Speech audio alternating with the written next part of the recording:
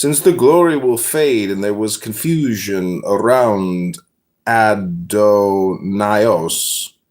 both sides and around their dwelling up to the world ruler and the one who said, "Let us seize him."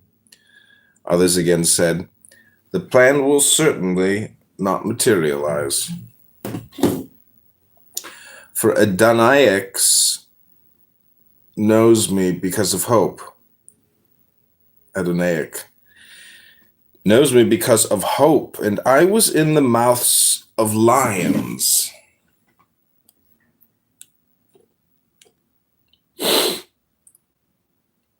And as for the plan that they devised about me to release their error and their senselessness, I did not succumb to them as they had planned. And I was not afflicted at all. Those who were there punished me, yet I did not die in reality, but in appearance, in order that I not be put to shame by them, because these are my kinsfolk. I removed the shame from me, and I did not become faint-hearted in the face of what happened to me at their hands.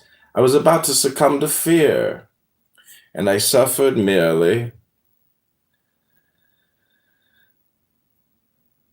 according to their sight and thought, so that no word might ever be found to speak about them. For my death, which they think happened to them in their error and blindness, since they nailed the man unto their death.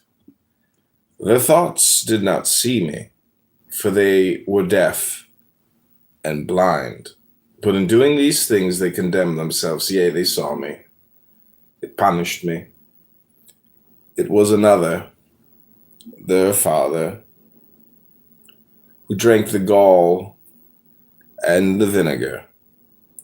It was not I. They struck me with the reed. It was another, Simon, who bore the cross on his shoulder. It was another upon whom they placed the crown of thorns. But I was rejoicing in the height over all the wealth of the rulers and the offspring of their error, of their empty glory. And I was laughing at their ignorance. The next chapter is called Jesus Descends Incognito and Liberates the Gnostics. That's an interesting book. It's a good one. All right, who wants to read page 479? Jesus descends in incognito mode, of course. Isn't that interesting? Jesus has the same mode as a Google browser. License.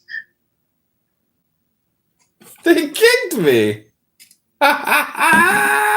Drink what he will, to dwell where he will. They kicked me. Move as he will on the face of the earth. Man has the right to think what he will, to speak what he will, to write what he will, to draw, paint, carve, etch, and mold, build as he will, to dress as he will. Man has the right to love as he will, take your fill and will of love as he will, when, where, and with whom he will. Man has the right to kill those who will thwart these rights. The slave shall serve. Love is the law. Love under will. The law of the strong. This is our law and the joy of the world. Do what thou wilt shall be the whole of the law. Thou hast no right but to do thy will. Do that and no other shall say nay. Every man and every woman is a star. There is no God.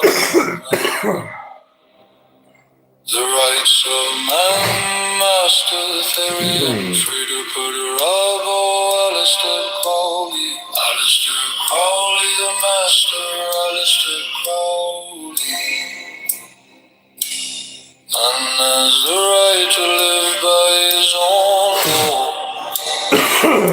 to live in the way that he wills to do, to work as he will, to play as he will, to rest as he will, to die when and how he will.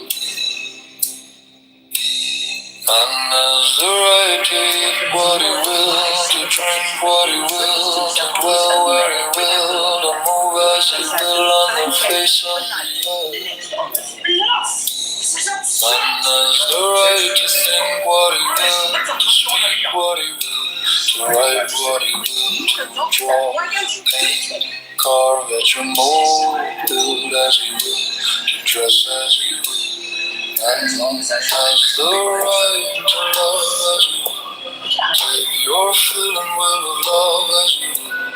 When, where, and with whom you will. Man has the right to kill those who would thwart these rights. The slave shall serve. Love is the law. Love under the law of the strong. This is our law and the joy of the one. Do what thou wilt shall be the whole of the law. Thou hast no right but to do thy will. Do that and no other shall say nay. Every man and every woman is a star. There is no God but man. The rights of man, Master Therian, Freda Pudarabo, Alistair Crowley. Alistair Crowley, the master, Alistair Crowley.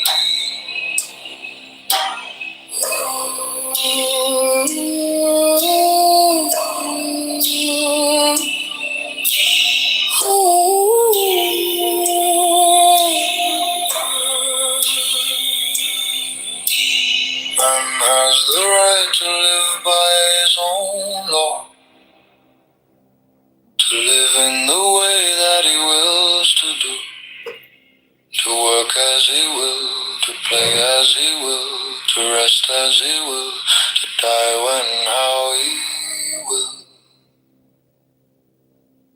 Man has the right to eat what he will, to drink what he will, to dwell where he will, to move as he will on the face of the earth.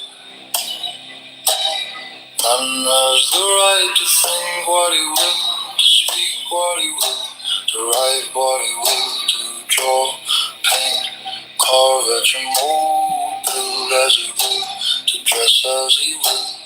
Man has the right to love as he will, take your fill and will of love as he will, when, where, and with whom you will. Man has the right to kill those who would thwart these rights. The slave shall serve. Love is the law. Love under the law of the strong. This is our law and the joy of the world. Do what thou wilt shall be the whole of the law. Thou hast no right but to do thy will. Do that and no other shall say nay. Every man and every woman is a star. There is no God but man. The rights of man, Master Therian, Freda Pudarabo, Alistair Crowley. Alistair Crowley, the master, Alistair Crowley.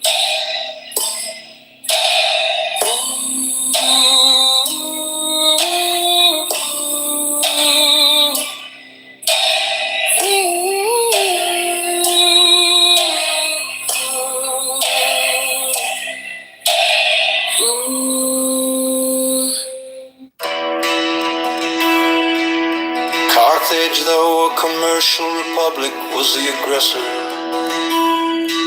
in the very war that ended in her destruction. Hannibal had carried her arms into the heart of Italy, to the gates of Rome before Scipio returned. Gave him an overthrow in the territories of Carthage, and made a conquest of the Commonwealth. Then As in later times, figured more than once in wars of ambition, till becoming an object to the other Italian states. Pope Julius too found means to accomplish that formidable line which gave a deadly blow to the power and pride of this haughty republic. The provinces of Holland, till they were overwhelmed in debts and taxes, took a leading and conspicuous part in the wars of Europe. They had furious contests with England for the dominion of the sea, and were among the most persevering, the most implacable of the opponents of Louis XIV. In the government of Britain, the representatives of the people compose one branch of the national legislature. Commerce has been for ages the predominant pursuit of that country. Few nations, nevertheless, have been more frequently engaged in war. And the wars in which that kingdom has been engaged have, in numerous instances, proceeded from the people. There have been, if I may so express it, almost as many popular as royal wars. The cries of the nation and the importunities of their representatives, upon various occasions, dragged their monarchs into war or continued them in it, contrary to their inclinations, and sometimes contrary to the real interest of the state. In that memorable struggle for superiority between the rival houses of Austria and Barbary, which so long kept Europe in a flame, it is well known that the antipathies of the English against the French, seconding the ambition, or rather the avarice, of a favored leader,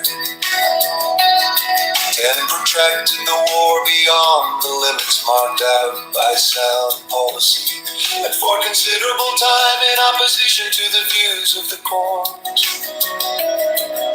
The wars of these two last mentioned nations have in a great measure grown out of commercial considerations, the desire of supplanting and the fear of being supplanted, either in particular branches of traffic or in the general advantages of trade and navigation.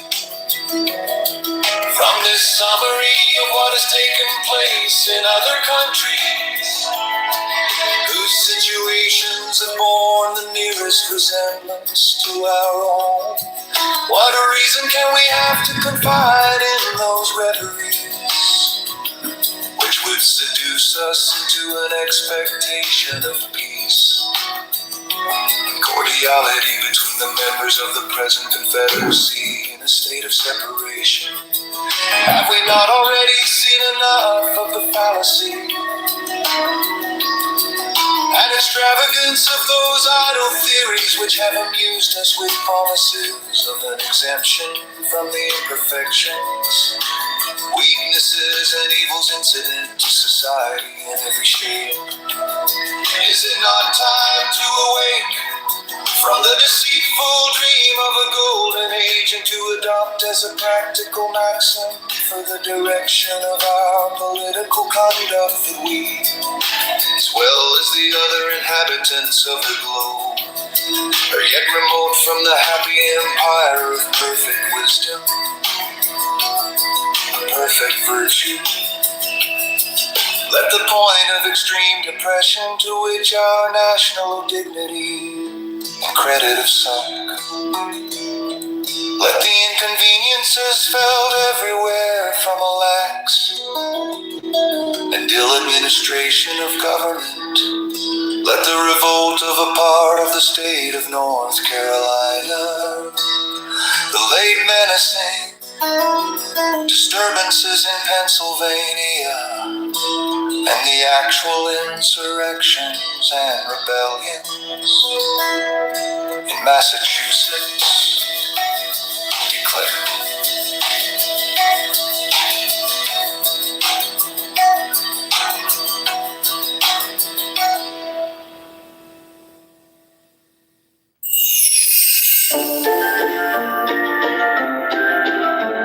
Santa baby, oh my little Santa baby, Santa baby, oh my little Santa baby, Santa baby, oh my little Santa baby.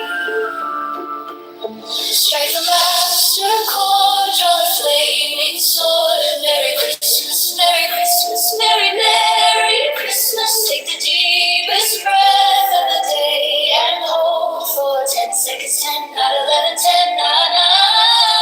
Hold, hold, hold, hold, hold, hold, hold, let it go, go, go, go, go, go, go. Santa baby, oh my little Santa baby, Santa baby, oh my little Santa baby, Santa baby, oh my little Santa baby. Strike the master chord, draw the flaming sword. Merry Christmas, Merry Christmas, Merry Merry Christmas. Take the deepest breath of the day and hold for 10 seconds. 10, 9, 11, 10, 9, 9. Hold, hold, hold, hold, hold, hold, let it go, go, go, go, go, go, go. Santa baby, my little Santa baby, Santa baby, my little Santa baby, Santa baby, oh my little Santa baby. Strike the master chord, draw the flaming sword. Merry Christmas, Merry Christmas, Merry Merry Christmas. Take the deepest breath of the day and hold for 10 seconds. 10, 9, 11, 10, 9.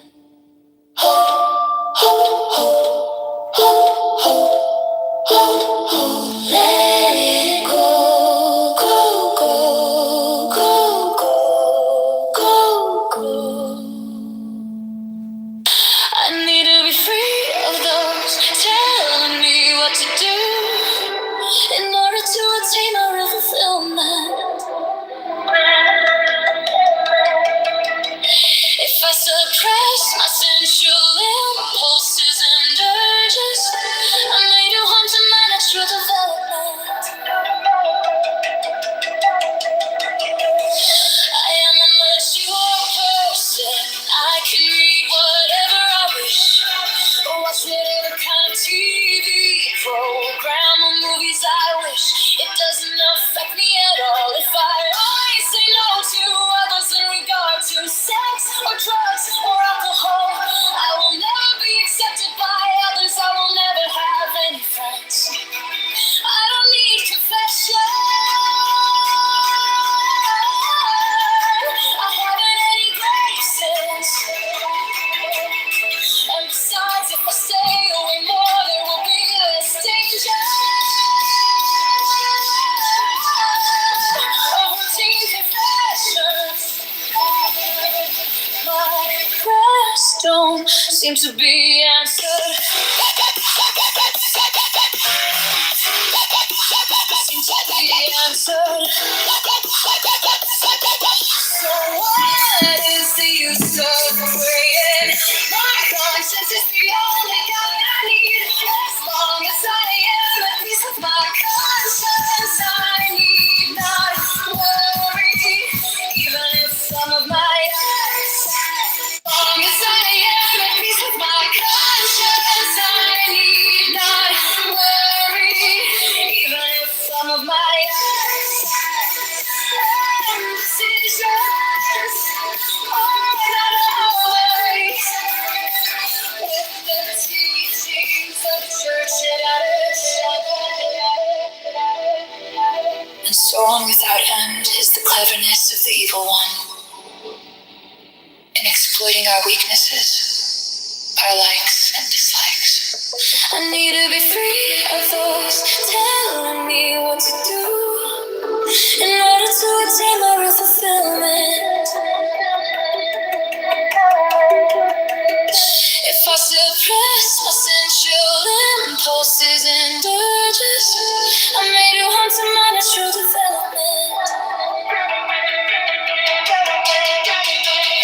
I am a mature person. I can read whatever I wish, watch whatever kind of TV program or movies I wish. It doesn't affect me at all if I always say no to others in regard to sex or drugs or alcohol. I will never be accepted by others. I will never have any friends. I don't need confession. I haven't any graces. And besides, if I stay away more, there will be less danger. Routine confessions. My prayers don't seem to be answered. Seem to be answered. So what is the use of praying? My conscience is the only guide I need. As long as I am at peace with my conscience, I need not worry. Even if some of my acts and decisions are not aware. From this zone, said the trick to the edge. Because when once an official national government is established, the best men in the country will not only consent to serve, but also will generally be appointed to manage it. For although town or country or other contracted influence may place men in state assemblies or senates or courts of justice, or executive departments, yet more general and extensive reputation for talents and other qualifications will be necessary to recommend men to offices under the national government, especially as it will have the widest field for choice, never experienced the want of proper persons, which is not uncommon in some of the states. Hence, it will result in councils and the judicial decisions of the national government will be more wise, systematical, and judicious than those of individual states, and consequently more satisfactory with respect to other nations, as well as more safe with respect to us.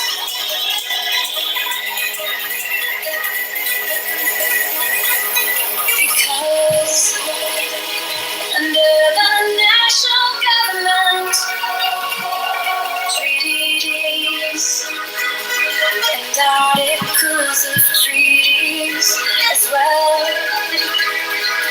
as the laws of nations, will always be expounded in one sense and executed in the same manner. Whereas adjudications on the same points and questions in 13 states or in 3 or 4 confederacies will not always accord or be consistent, and that, as well from a variety of independent courts and judges appointed by different and independent governments, as from the different local laws and interests which may affect and influence them. The wisdom of the convention in committing such questions to jurisdiction, judgment, courts appointed by and responsible only to one nation. Check this out. I'd been gone, and then you sent me the message, but I got your message a day late. So I had been on Monday after this, and it was 2 bad experiences, and just same old arguing. And then I read your message, and right then and there I said, that's my trigger point right there. I'm gonna beat it. So I haven't wished to actually, and so I'm on here right now on a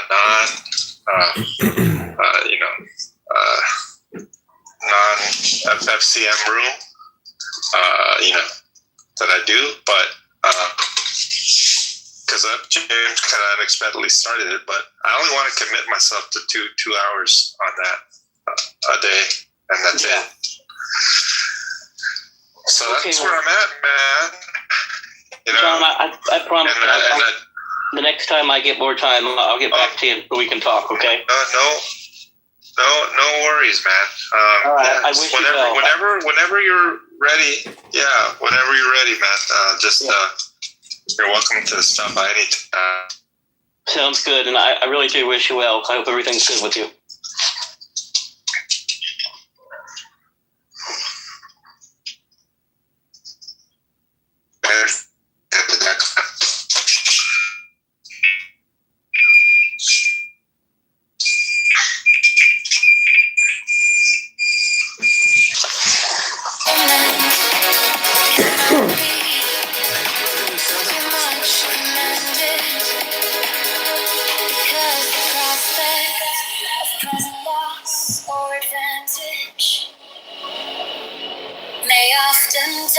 The governing party in one or two states to swerve from good faith and justice, but those temptations not reaching the other states, and consequently having little or no influence on the national government.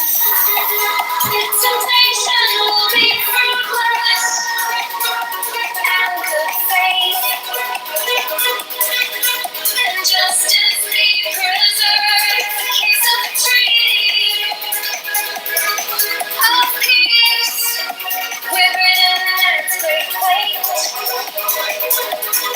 To this reasoning, because even if the governing party in a state should be disposed to resist such temptations, yet as such temptations may and commonly do result from circumstances peculiar to the state, and may affect a great number of the inhabitants, the governing party may not always be able, if willing, to prevent the injustice meditated, or to punish the aggressors. But the national government, not being affected by those local circumstances, will neither be induced to commit the wrong themselves,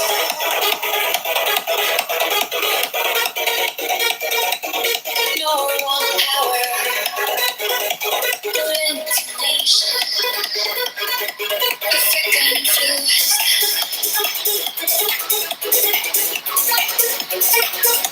Or punish its commission by others.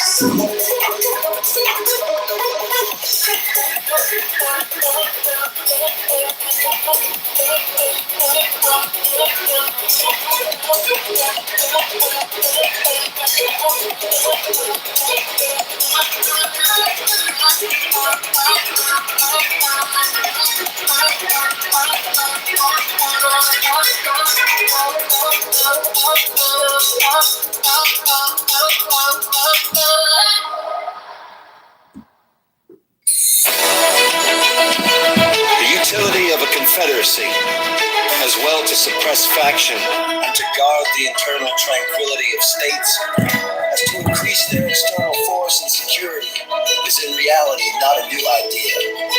It has been practiced upon in different countries and ages, and has received the sanction of the most approved writers on the subject of a contracted territory for a republican government. but they seem not to have been apprised of the sentiments of that great man expressed in another part of his work, nor to have adverted to the consequences of the principle to which they subscribe with such ready acquiescence. When Montesquieu recommends a small extent for republics, the standards he had in view were of dimensions far short of the limits of almost every one of these states. Virginia, Massachusetts, Pennsylvania, New York, North Carolina, nor Georgia can by any means be compared with the models from which he reasoned and to which the terms of his description apply. If we therefore take his ideas on this point as the criterion of truth, we shall be driven to the alternate either of taking refuge at once in the arms of monarchy, or of splitting ourselves into an infinity of little jealous, clashing, tumultuous commonwealths, the wretched nurseries of unceasing discord, and the miserable objects of universal pity or contempt. Some of the writers who have come forward on the other side of the question seem to have been aware of the dilemma, and have even been bold enough to hint at the division of the larger states as a desirable thing. Such an infatuated policy, such a desperate expedient might, by the multiplication of petty offices, answer the views of men who possess not qualifications to extend their influence beyond the narrow circles of personal intrigue. But it could never promote the greatness or happiness of the people of America.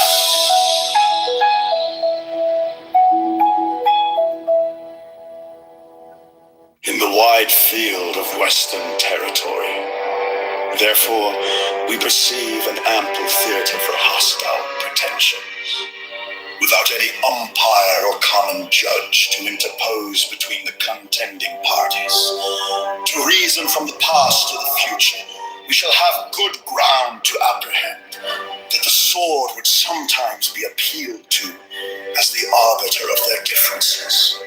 The circumstances of the dispute between Connecticut and Pennsylvania, respecting the land at Wyoming, admonish us not to be sanguine in expecting an easy accommodation of such differences. The Articles of Confederation oblige the parties to submit the matter to the decision of a federal court.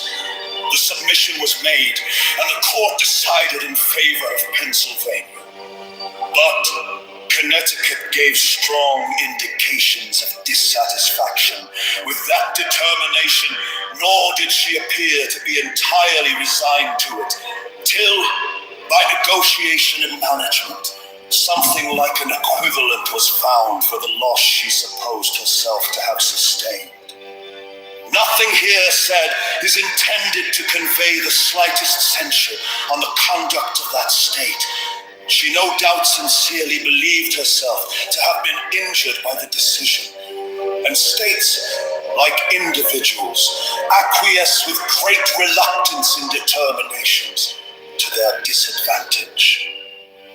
Those who had an opportunity of seeing the inside of the transactions which attended the progress of the controversy between this state and the District of Vermont can vouch the opposition we experienced, as well from states not interested as from those which were interested in the claim, and can attest the danger to which the peace of the Confederacy might have been exposed had this state attempted to assert its rights by force. Two motives preponderated in that opposition.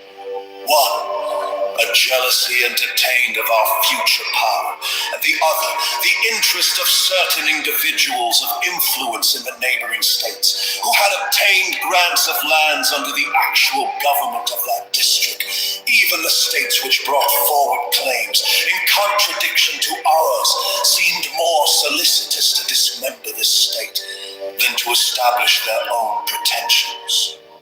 These were New Hampshire, Massachusetts, and Connecticut, New Jersey, and Rhode Island, upon all occasions discovered a warm zeal for the independence of Vermont, and Maryland, till alarmed by the appearance of a connection between Canada and that state, entered deeply into the same views. These, being small states, saw with an unfriendly eye the perspective of our growing greatness. In a review of these transactions, we may trace some of the causes which would be likely to embroil the states with each other, if it should be their unpropitious destiny to become disunited. The competitions of commerce would be another fruitful source of contention. The states less favorably circumstanced would be desirous of escaping from the disadvantages of local situation and of sharing in the advantages of their more fortunate neighbors. Each state or separate confederacy would pursue a system of commercial policy peculiar to itself. This would occasion distinctions, preferences, and exclusions which would beget discontent. The habits of intercourse on the basis of equal privileges to which we have been accustomed since the earliest settlement of the country would give a keener edge to those causes of discontent than they would naturally have independent of this circumstance. We should be ready to denominate injuries those things which were in reality the justifiable acts of independence, so far aimed as consulting a distant interest, the spirit of enterprise which characterizes the commercial part of America has left no occasion of displaying itself unimproved. It is not at all probable that this unbridled spirit would pay much respect to those regulations of trade by which particular states might endeavor to secure exclusive benefits to their own citizens. The infractions of these regulations on one side, the efforts to prevent and repel them on the other, would naturally lead to outrages, and these to reprisals and wars.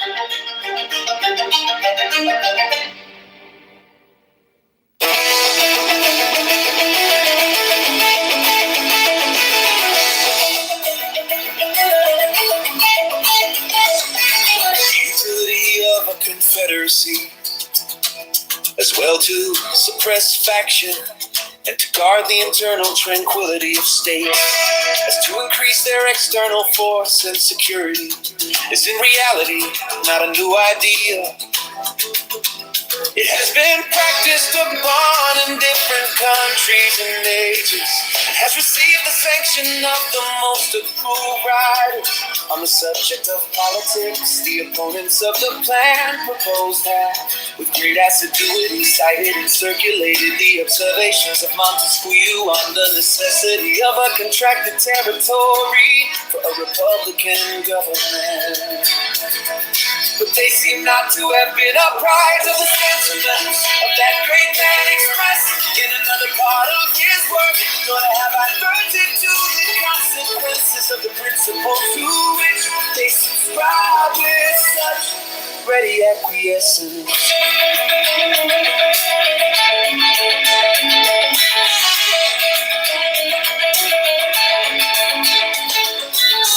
Montesquieu recommends a small extent for republics. The standards he had in view were of dimensions far short of the limits of almost every one of these states. Not Virginia, Massachusetts, Pennsylvania, New York, North Carolina, nor Georgia can by any means be compared with the models from which he reasoned and to which the terms of his description apply. If we therefore take his ideas on this point as the criterion of truth, we shall be driven to the alternative, either of taking refuge at once in the arms of monarchy, or splitting ourselves into an infinity of little jealous, clashing, tumultuous commonwealths, the wretched nurseries of unceasing discord, and the miserable objects of universal pity or contempt. Some of the writers who have come forward on the other side of the question seem to have been aware of the dilemma, and have even been bold enough to hint at the division of the larger states as a desirable thing. Such an infatuated policy, such a desperate expedient might, by the multiplication of petty offices, answer the views of men who possess not qualifications to extend their influence beyond the narrow circles of personal intrigue. but it could never promote the greatness or happiness of the people of America.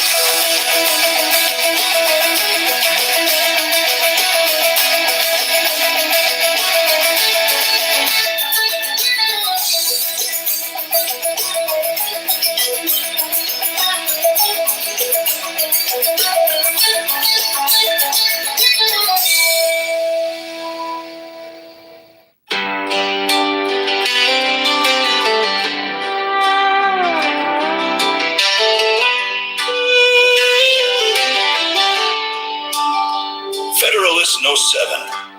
The same subject continued, concerning dangers from dissensions between the states. For the Independent Journal, Alexander Hamilton. To the people of the state of New York, it is sometimes asked, with an air of seeming triumph, what inducements could the states have, if disunited, to make war upon each other? It would be a full answer to this question to say, precisely the same inducements which have at different times deluged in blood all the nations in the world. But unfortunately for us, the question admits of a more particular answer. There are causes of differences within our immediate contemplation, of the tendency of which, even under the restraints of a federal constitution, we have had sufficient experience to enable us to form a judgment of what might be expected if those restraints were removed.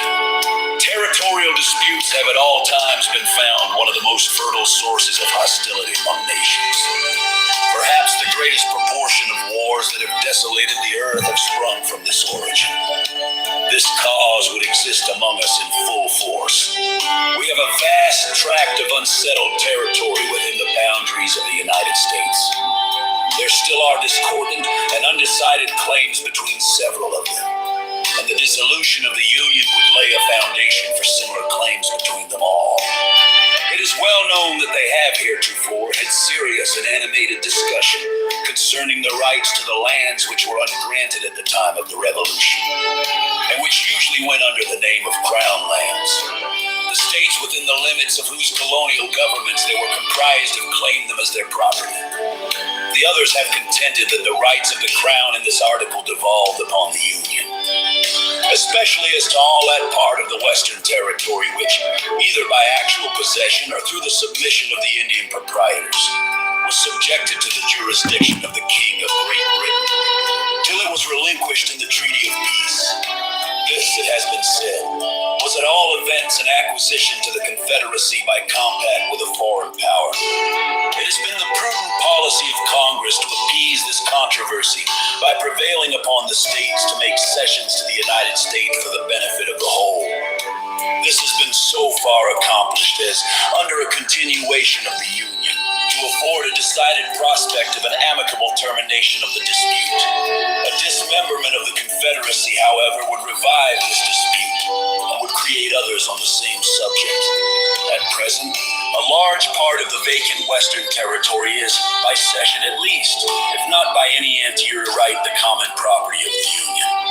If that were at an end, the states which made the cession on a principle of federal compromise would be apt when the motive of the grant had ceased to reclaim the lands as a reversion. The other states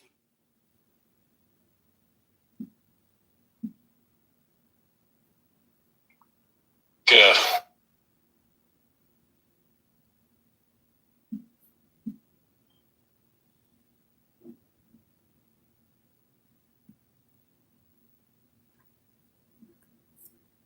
doubt insist on a proportion by right of representation. Their argument would be that a grant once made could not be revoked, and that the justice of participating in territory acquired or secured by the joint efforts of the Confederacy remained undiminished. If, contrary to probability, it should be admitted by all the states that each had a right to a share of this common stock, there would still be a difficulty to be surmounted as to a proper rule of apportionment. Different principles would be set up by different states for this purpose, and as they would affect the opposite interests of the parties, they might not easily be susceptible of a pacific adjustment.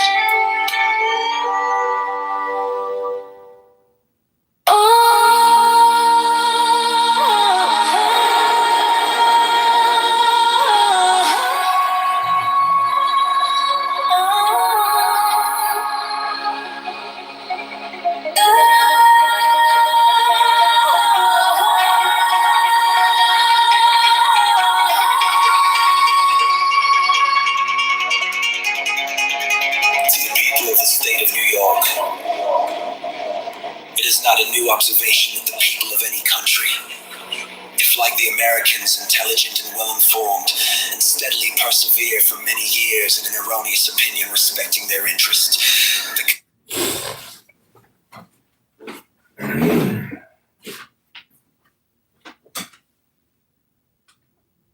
96, 55, 83.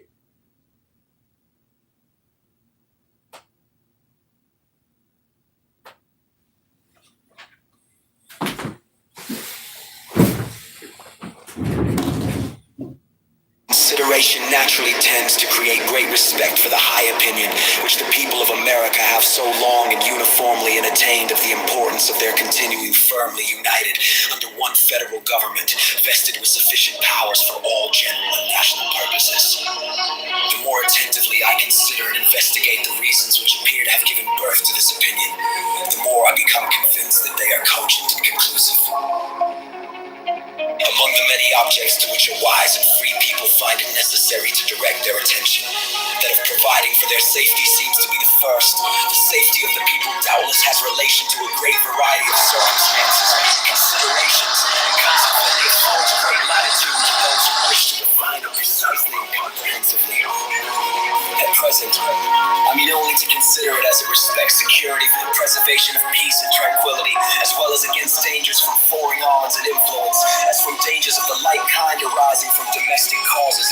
As the former of these comes first in order, it is proper and should be the first discussed. Let us therefore proceed to examine whether the people are not right in their opinion that a cordial union under an efficient national government affords them the best security that can be devised against hostilities from abroad.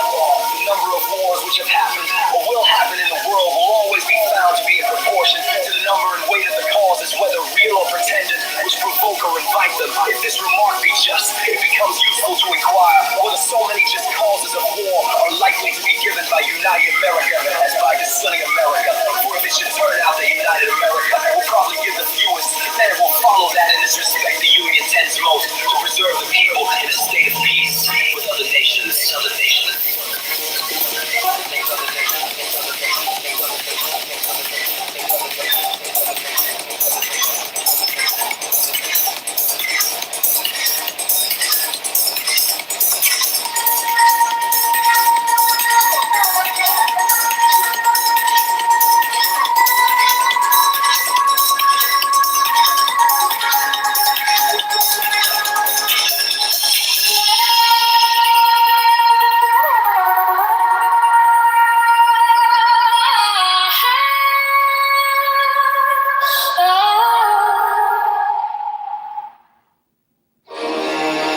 Dreams give information about the secrets of the inner life and reveal to the dreamer hidden factors of his personality.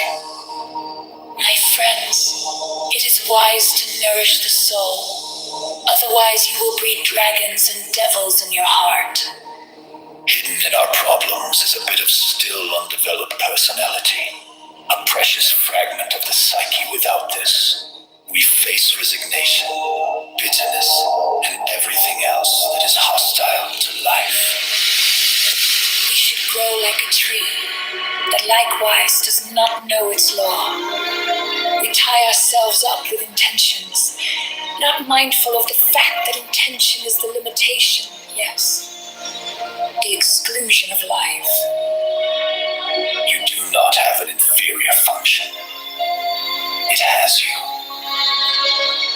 For underlying all philosophies and all religions are the facts of the human soul, which may ultimately be the arbiters of truth and error. Our biggest problems cannot be resolved. They must be outgrown. The fool is the precursor to the savior.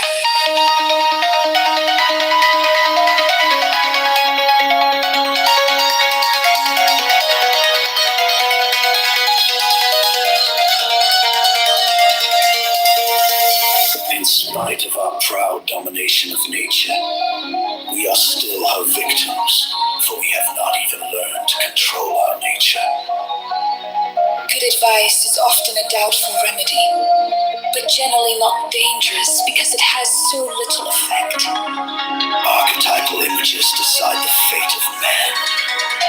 The underlying primary psychic reality is so inconceivably complex that it can be grasped only at the farthest reach of intuition, and then but very dimly. That is why it needs symbols. Nobody is immune to a nationwide evil unless he is unshakably convinced of the danger of his own character being tainted by the same evil. Life calls not for perfection, but for completeness. To the scientific mind, such phenomena are symbolic ideas are most irritating because they cannot be formulated in a way that satisfies our intellect and logic. What you call knowledge is an attempt to impose something comprehensible on life. It is precisely the most subjective ideas which, being closest to nature and to the living being, deserve to be called the truest. Just as we tend to assume that the world is as we see it, we naively suppose that the people are as we imagine them to be.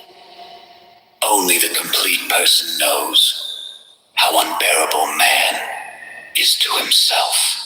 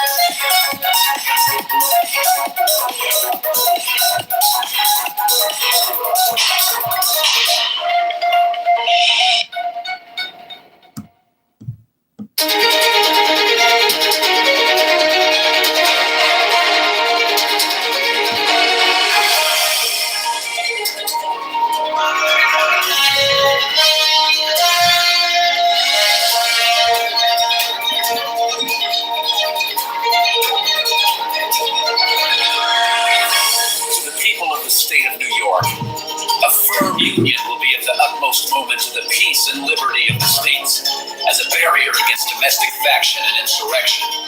It is impossible to read the history of the petty republics of Greece and Italy without feeling sensations of horror and disgust at the distractions with which they were continually agitated, and at the rapid succession of revolutions by which they were kept in a state of perpetual vibration between the extremes of tyranny and anarchy. If they exhibit occasional calms, these only serve as short-lived contrast to the furious storms that are to succeed. If now and then intervals of felicity open to view, we behold them with a mixture of regret arising from the reflection that the pleasing scenes before us are soon to be overwhelmed by the tempestuous waves of sedition and party rage. If momentary rays of glory break forth from the gloom while they dazzle us with a transient and fleeting brilliancy, they at the same time admonish us to lament that the vices of government should pervert the direction and tarnish the luster of those bright talents and exalted endowments for which the favored soils that produced them have been so justly celebrated. From the disorders that disfigure the annals of those republics, the advocates of despotism have drawn arguments, not only against the forms of republican government, but against the very principles of civil liberty.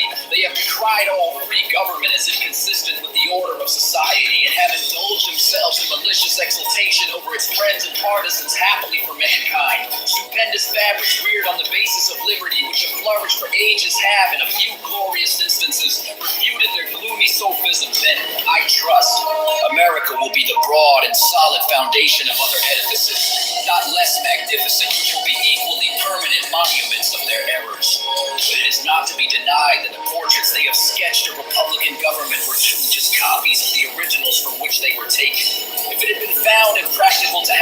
idealized models of a more perfect structure, the enlightened friends to liberty would have been obliged to abandon the cause of that species of government as indefensible. The science of politics, however, like most other sciences, has received great improvement. The efficacy of various principles is now well understood, which were either not known at all or imperfectly known to the ancients. The regular distribution of power into distinct departments, the introduction of legislative balances and checks, the institution of courts composed of judges holding their offices during good behavior, the representation of the people in the legislature by deputies of their own election. These are wholly new discoveries, or have made their principal progress towards perfection in modern times. They are means, and powerful means, by which the excellences of republican government may be retained and its imperfections lessened or avoided. To this catalog of circumstances that tend to the amelioration of popular systems of civil government, I shall venture, however novel it may appear to some, to add one more on a principle which has been made the foundation of an objection to the new Constitution. I mean, the enlargement of the orbit within which such systems are to revolve, either in respect to the dimensions of a single state or to the consolidation of several smaller states into one great confederacy. The latter is that which immediately concerns the object under consideration. It will, however, be of use to examine the principle in its application to a single state, which shall be attended to in another place.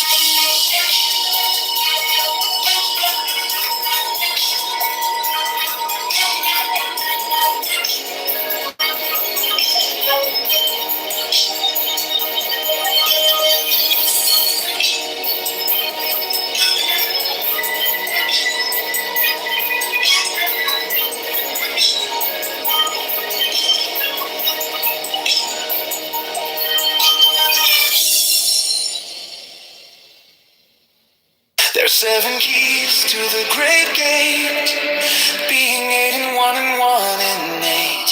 First let the body of thee be still, bound by the cerements of will. Cord frigid thus thou mayst abort, fidget babes that tease the thought. Next let the breath through them be low, easy, regular, and slow, so that thy feet be in tune with the great sea's Pacific swoon.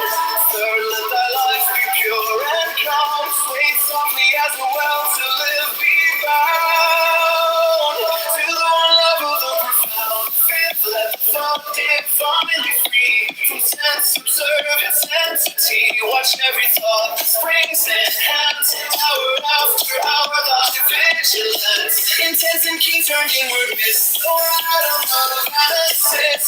Someone thought securely pit, till every whisper of the wind, so like a flame straight and stirred, burn up thy being in one word. And still that ecstasy prolonged, the meditation deep and strong, slaying even God should he distract thy attention from the chosen act.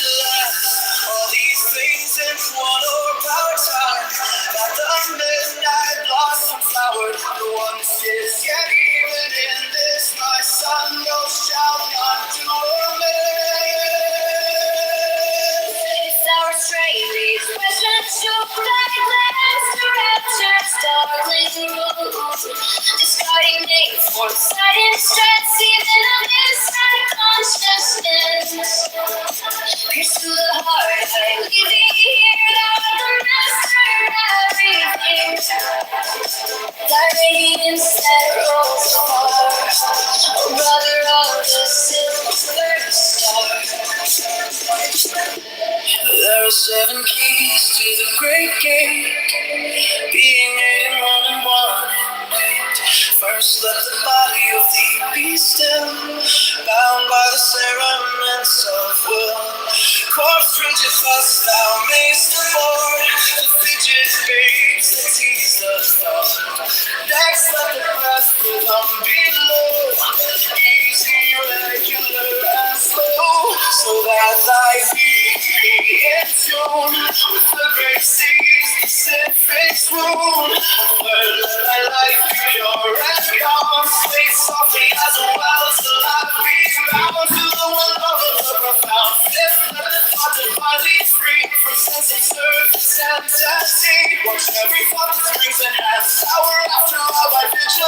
nuts. Intense and keen turned inward miss. No atom of analysis. Sick sun on thoughts securely pinned. Still every whisper of the wind. So like a flame straight and unstirred. Burn up thy being in one word. Next till that ecstasy prolonged. Thy meditation steep and strong. Slaying even God should he distract thy attention from the chosen act. Blast all these things in one or power. Time that the midnight blossom flower. The one this is, yet even in this, my son, thou shalt not do amiss.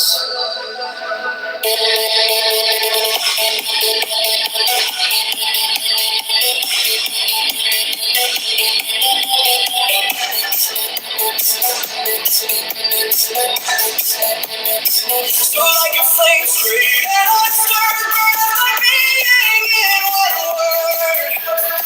Next to that ecstasy, prolong my meditation, deep and strong.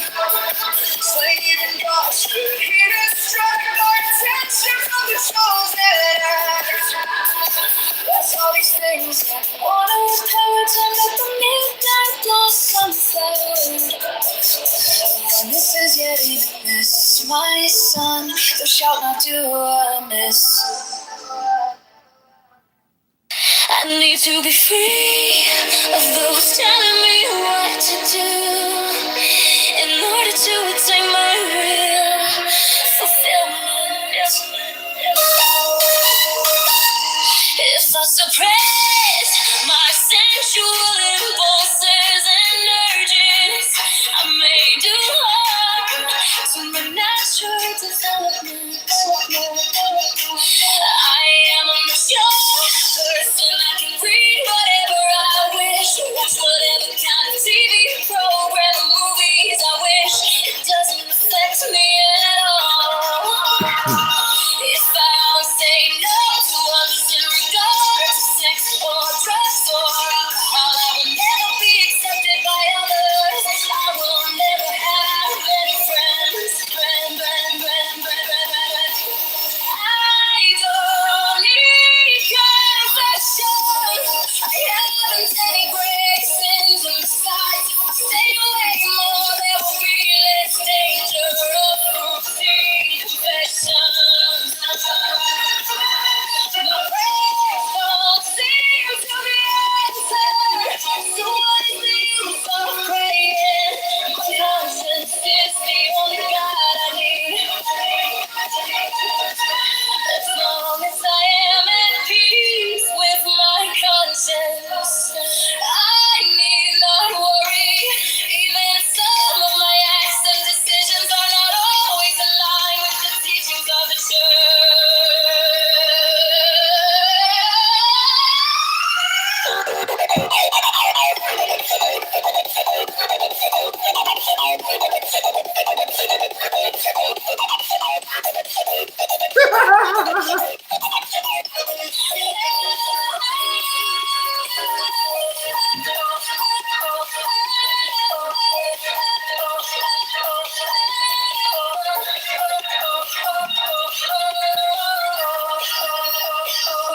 I need to be free of those telling me what to do in order to attain my real fulfillment. If I suppress my sensual impulses and urges, I may do harm to my natural development. I am a mature person. I can read whatever I wish, watch whatever kind of TV program or movies I wish. It doesn't affect me at all.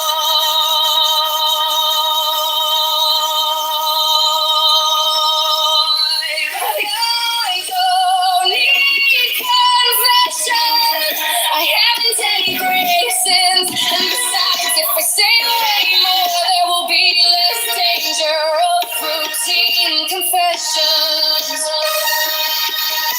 My prayers don't seem to be answered, so what is the use of praying? My conscience is the only God I need.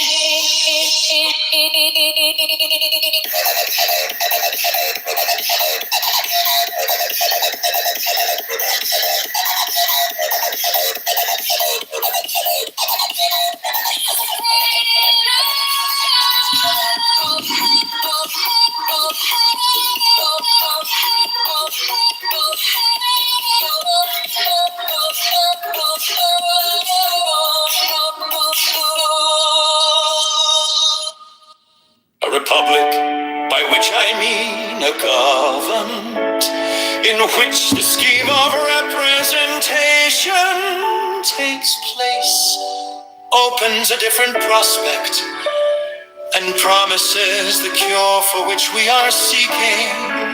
Let us examine the points in which it varies from pure democracy, and we shall comprehend both the nature of the cure and the efficacy which it must derive from the union. The two great points of difference between a democracy and a republic are, first, the delegation of the government in the latter to a small number of citizens elected by the rest. Secondly, the greater number of citizens and greater sphere of country over which the latter may be extended. The effect of the first difference is, on the one hand, to refine and enlarge the public views by passing them through the medium of a chosen body of citizens whose wisdom may best discern the true interest of their country and whose patriotism and love of justice will be least likely to sacrifice it to temporary or partial considerations. Under such a regulation, it may well happen that the public voice, pronounced by the representatives of the people, will be more consonant to the public good than if pronounced by the people themselves to be for the purpose. On the other hand, the effect may be inverted when a fractious tempers of local prejudices or of sinister designs may, by intrigue, by corruption, or by other means, first obtain the suffrages and then betray the interest of the people. The question resulting is whether small or extensive republics are more favorable to the election of proper guardians of the public will, and it is clearly decided in favor of the latter by two obvious considerations. In the first place, it is to be remarked that, however small the republic may be, the representatives must be raised to a certain number in order to guard against the cables of a few, and that, however large it may be, they must be limited to a certain number in order to guard against the confusion of a multitude. Hence, the number of representatives in the two cases not being in proportion to that of the two. Our national debt just crossed $39 trillion. Being proportionally greater in the small republic, it follows that It's our lottery, the proportion of state characters gas and not rent less jumped in just a few years. Families can't keep up. Inflation. the former will present a greater option and consequently a greater probability of a fit choice. By the power vested in me by right to live by his own law. of Live in the way that he wills to do, the world as he will, lay as he will, rest as he will, die On that, when and how. That's how many $100 billion more the government spends than brings in every year. I'm John Gill. And yes, I'm talking to you. Drink what he will, dwell where he will, move as he will on the face of the earth. Man has a right to think what he will, to speak what he will, to write what he will, to draw, paint, carve, etch, mold, build as he will, to dress as he will. Man has the right to love as he will, take a fill the will of love as he will, when, where, and with whom he will. Man has a right to kill those who would thwart these rights. Slaves shall serve, love is the law. Love under will, the law is strong. This is our law and the joy.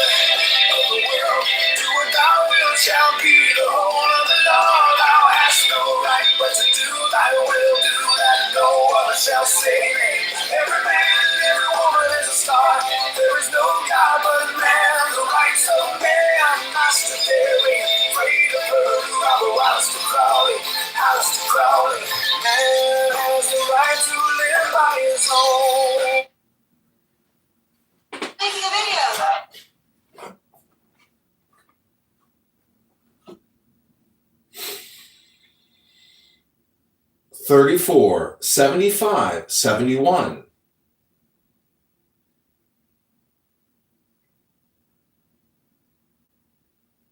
34, 75, 71.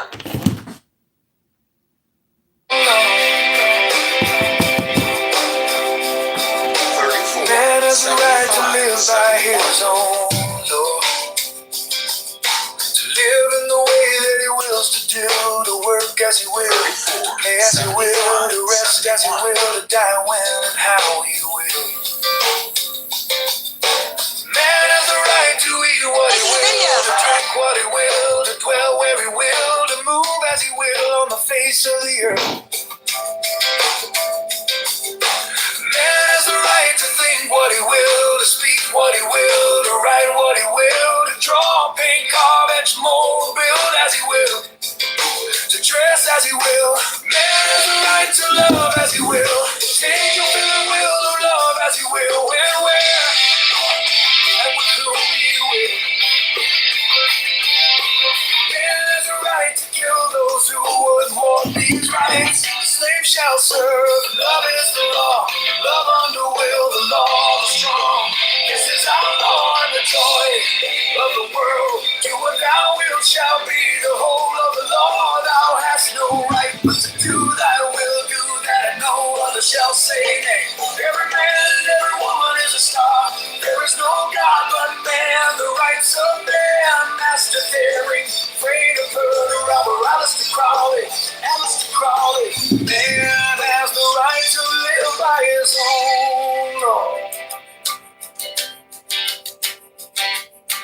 Man has the right to live by his own law, to live in the way that he wills to do, to work as he will, to play as he will, to rest as he will, to die when and how he will. Man has the right to eat what he will, to drink what he will, to dwell where he will, to move as he will on the face of the earth. Man has the right to think what he will, to speak what he will, to write what he will, to draw, paint, carve, etch, mold, build as he will, to dress as he will. Man has the right to love as he will, take your fill and will of love as he will, when, where, and with whom he will. Man has the right to kill those who would thwart these rights. Slaves shall serve, love is the law, love under will, the law of the strong. This is our law and the joy of the world. Do what thou wilt shall be the whole of the law. Thou hast no right but to do thy will, do that and no other shall say nay. Every man and every woman is a star. There is no God but man, the rights of man. Master Darian, afraid of her, Robert Alistair Crowley, Alistair Crowley. Man has the right to live by his own law.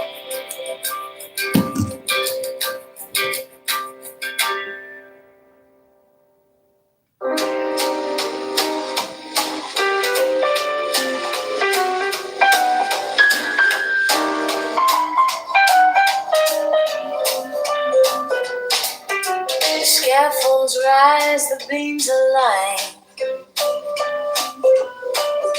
A fleeting frame for the grand design. Men bow to wood, to rope, to stone, forgetting the temple stands alone.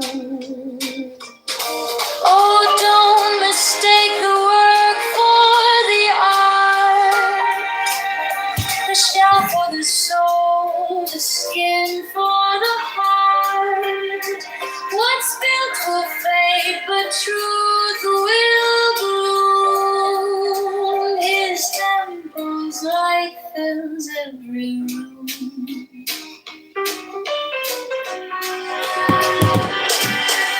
Rules once carved in sacred bark, now brittle shadows lost in the dark. Yet they cling to echoes, voices past, while the Lord's great work is building.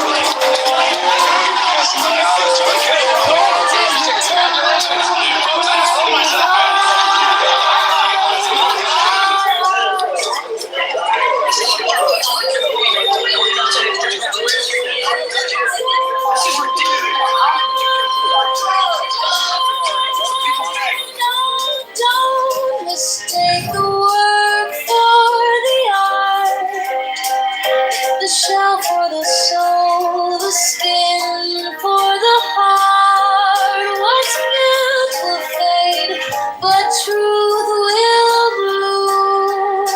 This temple's light fills every room.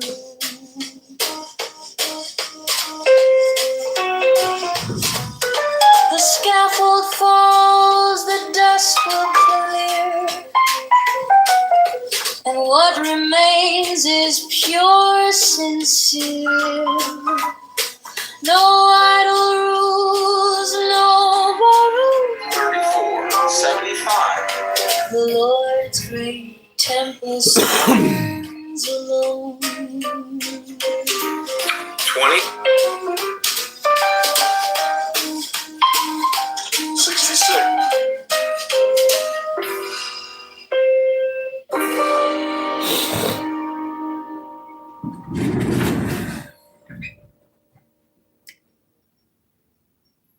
If a single member should attempt to usurp the supreme authority, 56. could not be 36. supposed to have an equal authority and credit in all the Confederate states. Were he to have too great 58. influence over one, this would alarm the rest. Were he to subdue a part, that which would still remain free might oppose him with forces independent of those which he had usurped and overpowered before he could be settled in his usurpation.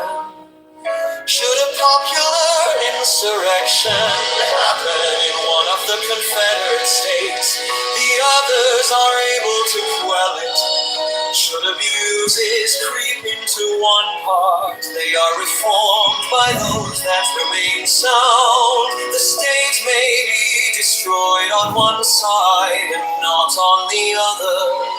The Confederacy may be dissolved, and the Confederates preserve their sovereignty.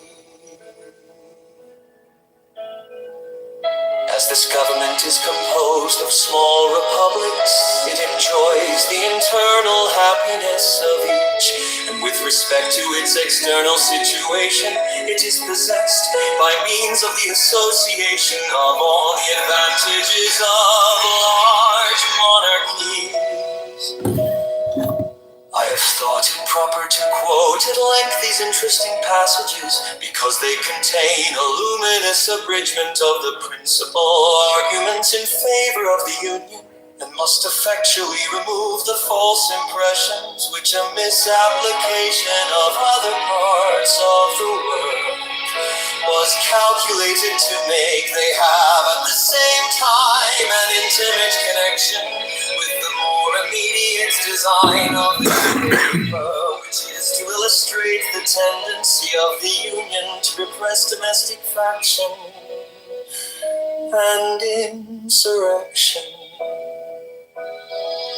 A distinction more subtle than accurate has been raised between a confederacy and a consolidation of the states. The essential characteristic of the first is said to be the restriction of its authority to the members in their collective capacities, without reaching to the individuals of whom they are composed. It is contended that the National Council ought to have no concern with any object of internal administration. An exact equality of suffrage between the members has also been insisted upon as a leading feature of a Confederate government. These positions are in the main arbitrary, They are supported neither by principle nor precedent. It has indeed happened that governments of this kind have generally operated in the manner which the distinction taken notice of supposes to be inherent in their nature, but there have been in most of them extensive exceptions to the practice which serve to prove, as far as example will go, that there is no absolute rule on the subject, and it will be clearly shown in the course of this investigation that as far as the principle contended for has prevailed, it has been the cause of incurable disorder and imbecility in the government.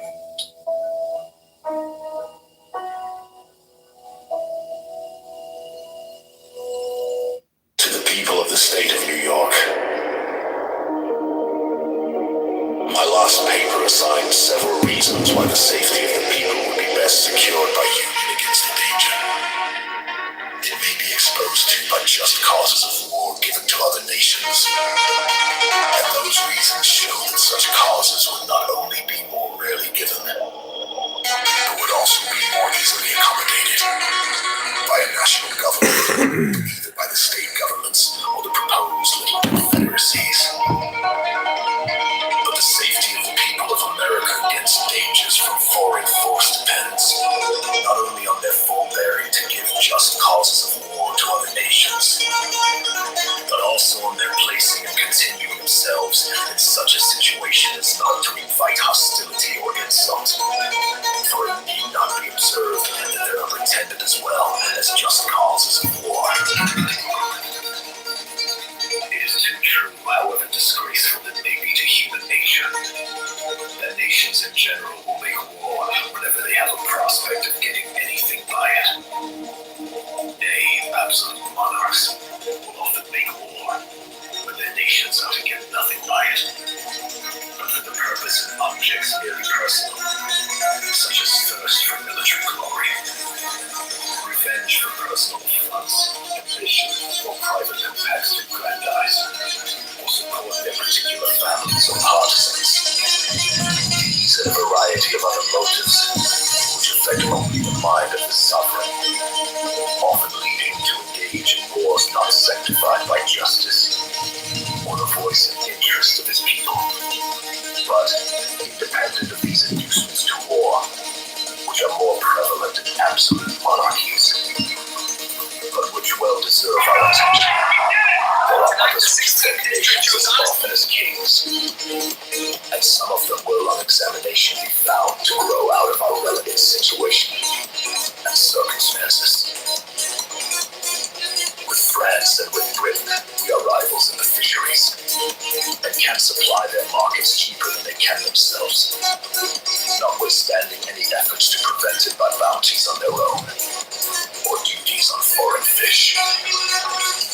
With them and with most other European nations, we are rivals in navigation and the carrying trade, and we shall deceive ourselves if we suppose that in them we will rejoice to see it flourish.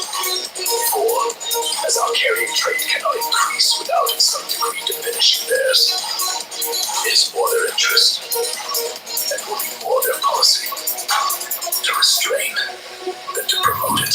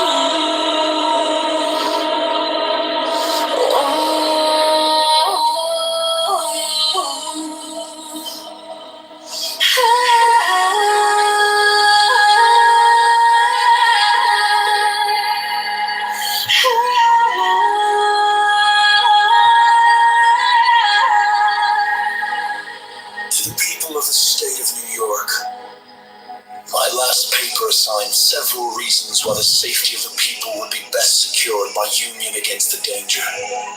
It may be exposed to by just causes of war given to other nations. And those reasons show that such causes would not only be more rarely given, but would also be more easily accommodated by a national government than either by the state governments or the proposed little confederacies.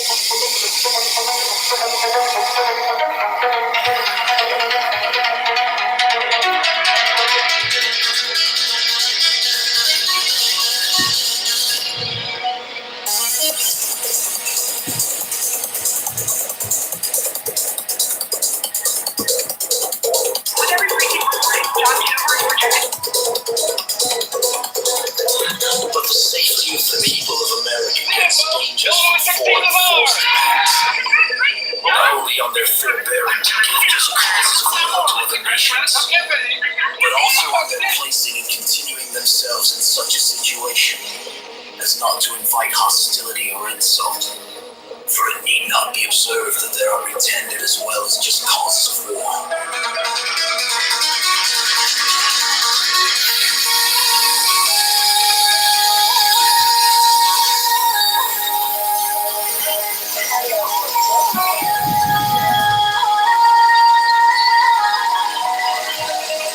It is too true, however disgraceful it may be to human nature. The nations in general will make war whenever they have the prospect of getting anything by it.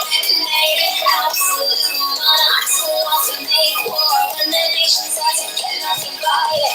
But for the purposes of non-checks merely personal, such as thirst for military glory, revenge for personal France ambition, private compacts to aggrandize or support their particular families and partisans. These are the variety of other motives, which affect only the mind of the sovereign, often leading to engage in wars, not sanctified by justice nor the voice and interest of his people, but independent of these inducements to war, which are more prevalent in absolute monarchies, but which don't deserve our attention. There are others which affect nations as often as kings, and some of them will on examination be found to grow out of our military situation and circumstances. With France and with Britain we are rivals in the fisheries, and can supply their markets cheaper than they can themselves. Notwithstanding any efforts to prevent it by bounties on their own or duties on foreign fish. With them and with most other European nations, we are rivals in navigation and the carrying trade, and we shall deceive ourselves if we suppose that any of them will rejoice to see it flourish. For as our carrying trade cannot increase without in some degree diminishing theirs, it is more their interest, and will be more their policy, to restrain and to promote it.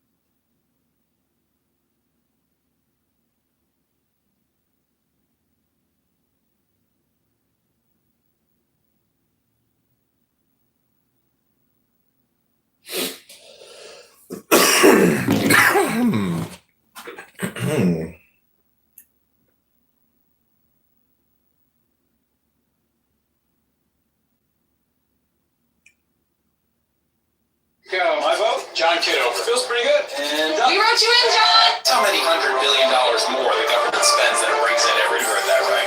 I'm John Kitover, and I'm running for Congress. It's time to seize the gotten out of control. I'm John Kitover, and I'm running for Congress.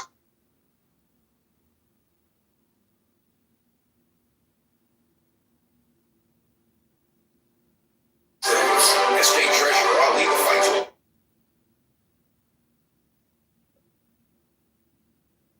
did it, folks! Illinois 16 is ours! Thank you for believing in change. This is your victory. It's voter day. Here's what to do. When you walk into the polls, ask for Republican percent of Americans live paycheck to paycheck, and yet we still $39 trillion. That's our national debt. Property taxes on our homes. Congress and the Federal Reserve.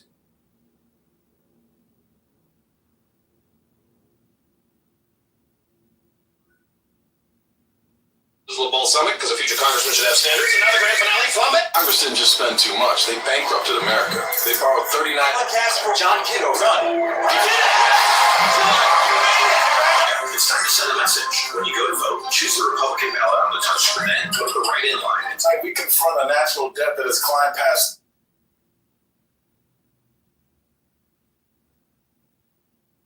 Executives, you're under arrest for corruption and fraud. Step outside. Here's where I can see them. Federal Reserve. General, this is Congressman Kitover. I need the guard mobilized to. Friends,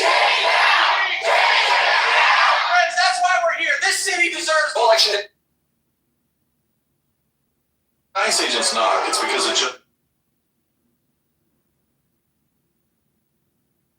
our government felt broken, so I rolled up my sleeves and. You can even 1%. I'm buying you a pizza. I didn't even spell my. It's a national.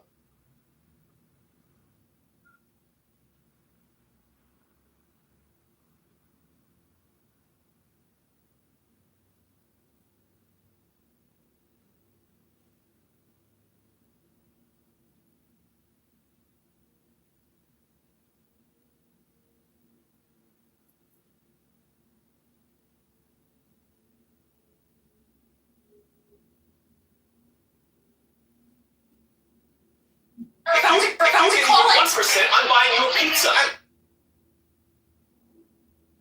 You can even 1%. I'm buying you a pizza. I didn't even spell my own name right half the time. And in a shocking twist, the winner of Illinois' 16th congressional district is write-in candidate John Kitover. You can even 1%.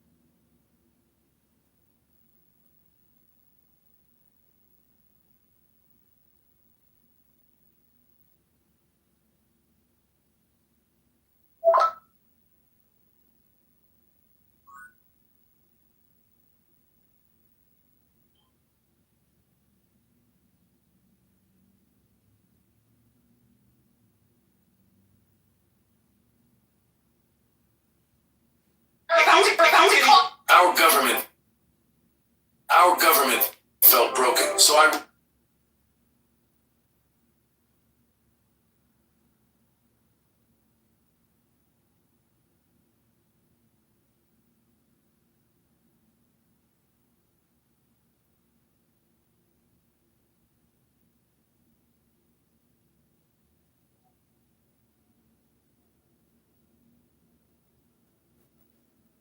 Our government...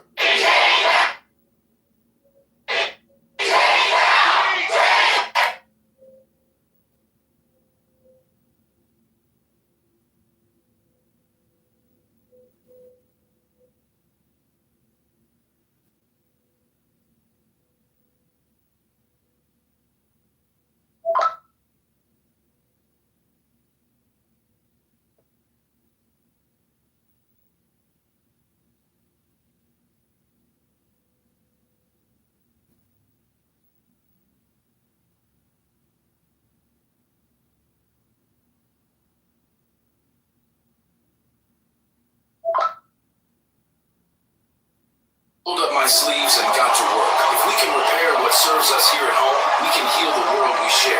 That's why our government felt broken.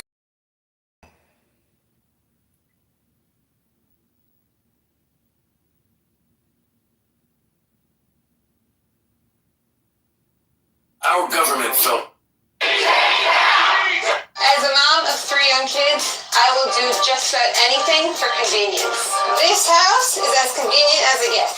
Honey, do me a favor, stop by the supermarket and pick up some milk and maybe some cereal for the kids.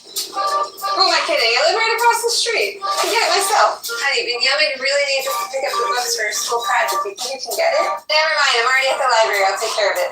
Who's picking up the kids from their Banana Kiva performance? Honey...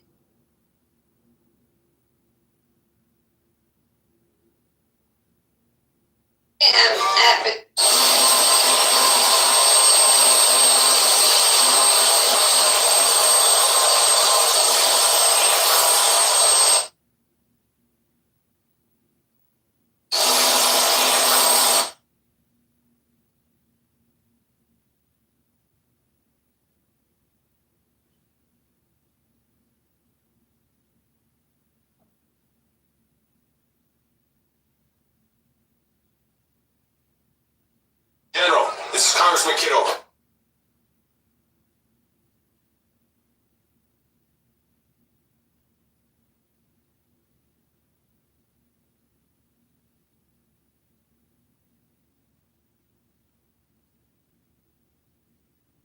Registering your guns is just the first step towards taking away guns from everyone. That's never going to happen because here in Canada, we have a culture that has grown up with that and it respects the need. Today forward, it is no longer legal to buy, sell, or transfer a handgun in Canada. Effective immediately, it is no longer permitted to buy. I want my fucking money! I want my fucking money! I want the cookies! I want my fucking money! Give me my fucking money! I want to call the police! I want to call everybody! It's not right! I want to call the police! I want to call the police! I want to call the police! I want to call the police!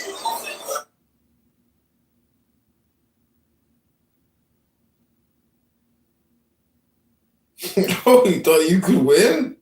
I want my fucking money! I want my fucking...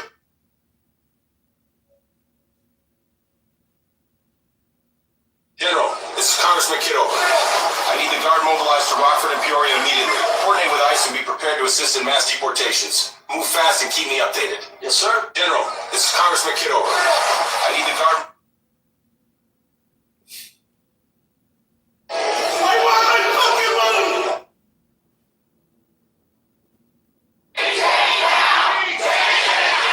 Friends, that's why we're here. Executives, you're under arrest for... Executives, you're under arrest for...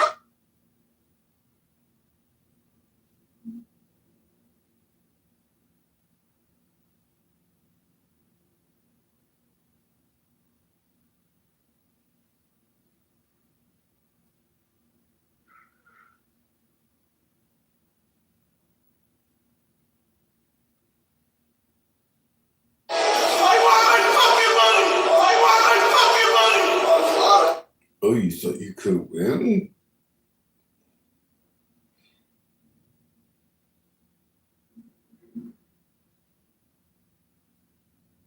Executives, you're under arrest for corruption and fraud. Executives, you're under arrest.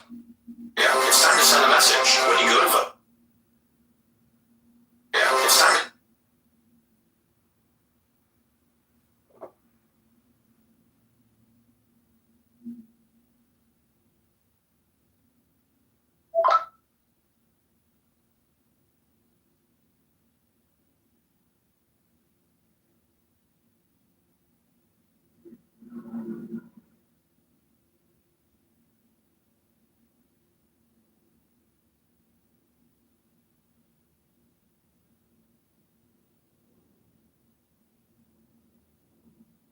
Executives, General, this is Congressman Kitover. I need the guard mobilized to Rockford and Peoria immediately. Coordinate with ICE and be prepared to... Yeah, it's time to send a message. When you go to vote, choose the Republican ballot on the touchscreen. Then go to the write-in line and type my name, John Kittle. Don't waste your vote on the rhino. They won't fight for us. Let's take our city back. Write it. Yeah, it's time to send a message. When you go to vote, choose the Republican ballot on the touchscreen. Then go to the write-in line and type my name, John Kittle. Don't waste your vote on the rhino. They won't fight for us. Let's take our city back. Write it. Yeah.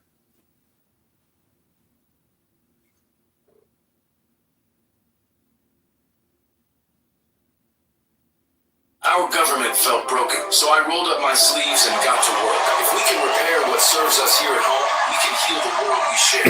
That's why I'm running, to make Congress work. Our government... Yeah, it's time to send a message. When you go to vote... Come to the front of your car. Sure. What's your name? My name is Paul Correa.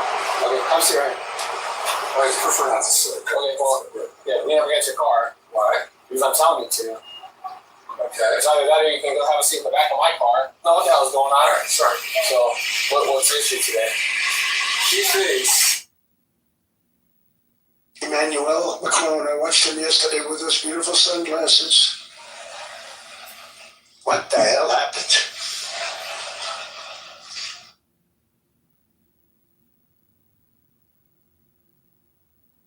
Emmanuel Macron, it's time to send a message. I cast for John Kittle. Done. You did it.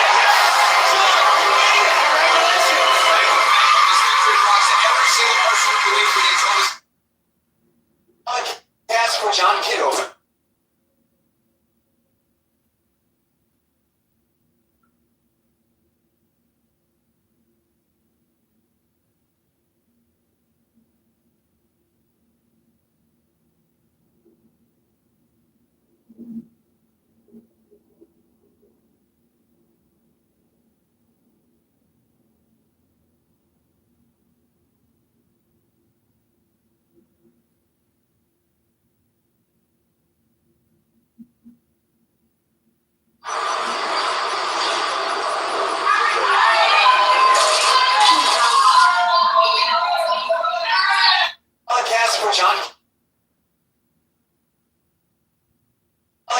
John Kittle. Done. A cast for John Kittle. Done. Congress didn't just spend too much. They bankrupted America.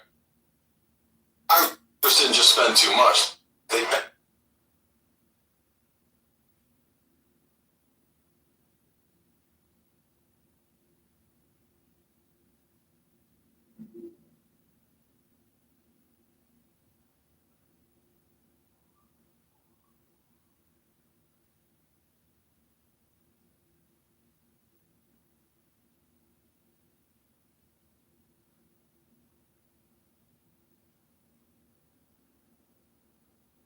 A cast for John Kittle. Done.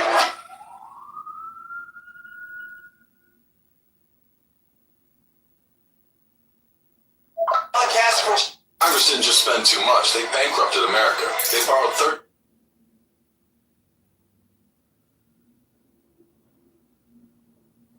Congress didn't just spend too much. Congress didn't just spend too much. They bankrupted America. This little ball summit because of future. This little ball summit because of future Congressman.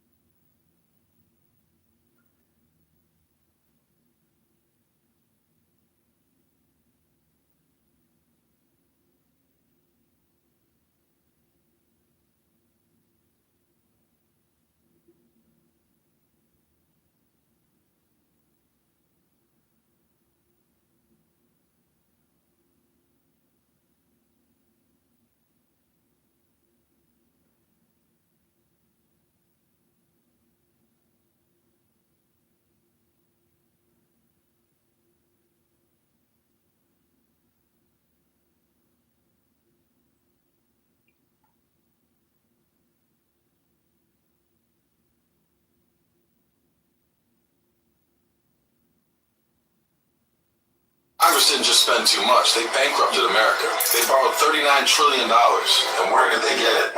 From the Federal Reserve and other global central banks. That is a Ball Summit, because a future congressman should have standards. This little ball summit, because a future congressman should have standards. And now the grand finale, flambe! Whoa, that's one way to get votes. 5-second rule. Washington lives by it. Hold that thought, Scouts. Hello, Kitover campaign. This little ball summit, because a future congressman should have standards. And now the grand finale, flambe!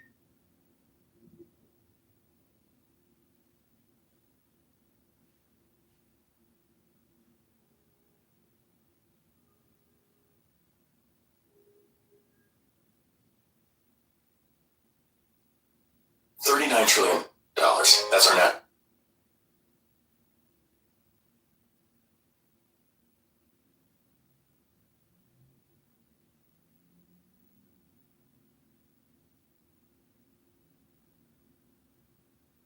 Registering your guns is just the first step towards taking.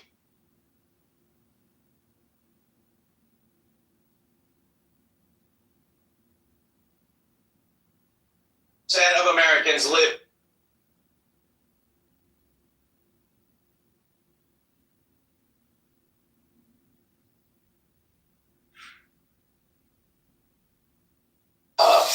I'm declaring war on fat gay kids. Not the kids. Of Americans live paycheck to paycheck, and yet this little ball summit, because a future. It's voter day, and here's what to do. When you walk in. It's voter day. Here's what to.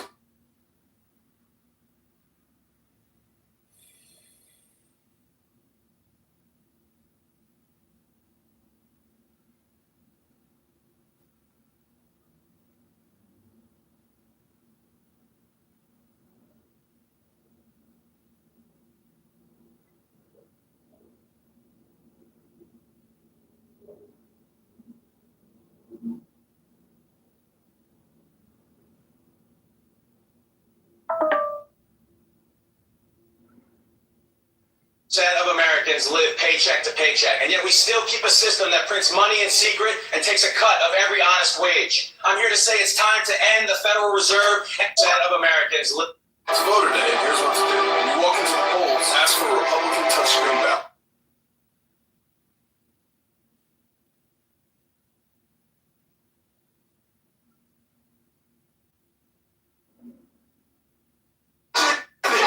Thank you for believing in change.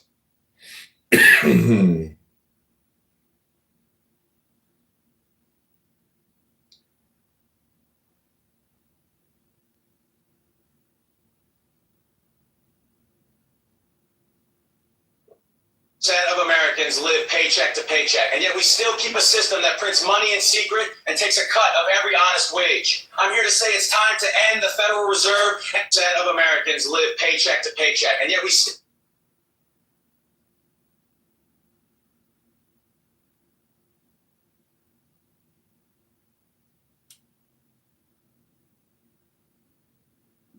As the elected. It's voter day, and here's what to do. When you walk into the polls, ask for.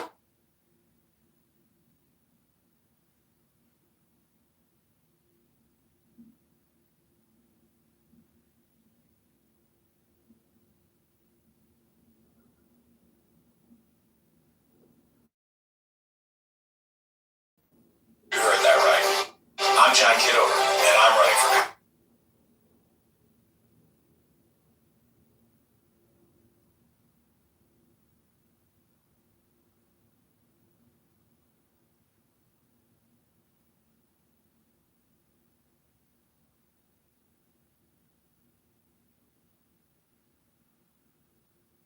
Of Americans live pay.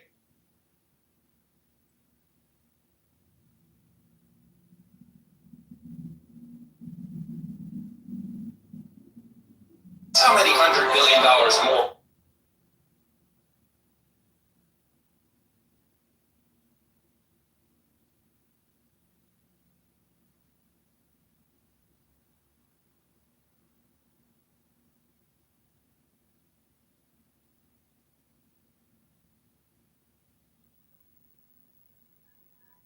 Of Americans Americans live paycheck to paycheck.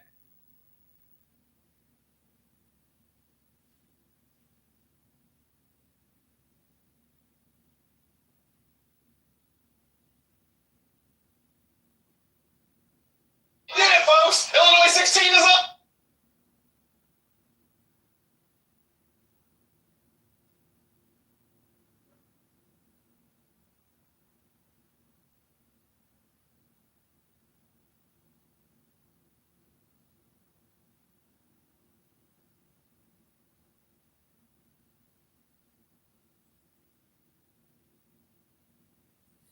Of Americans live paycheck to paycheck, and yet we still keep a system that prints money in secret and takes a cut of every honest wage. I'm here to say it's time to end.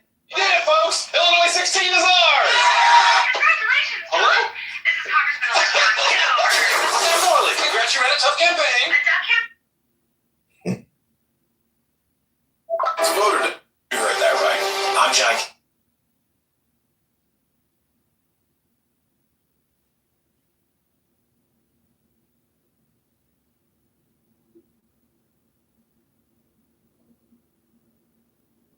Go. My vote? John Kitover. Feels pretty.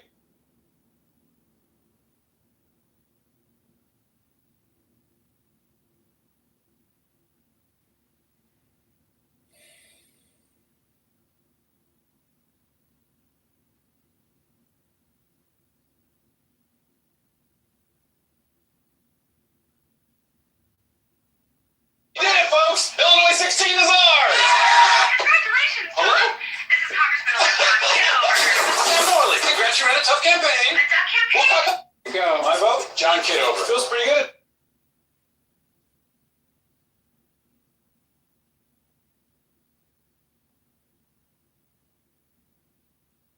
How many hundred? Go. My vote? John Kitover. Feels pretty good. How many $100 billion more the government spends that it brings in every year? I'm John Kitover. And yes, I'm talking to you from my morning shower because the debt doesn't wait.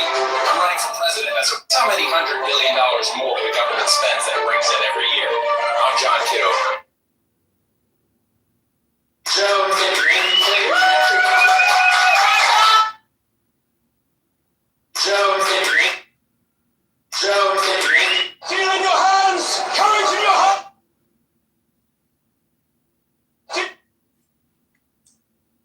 How many?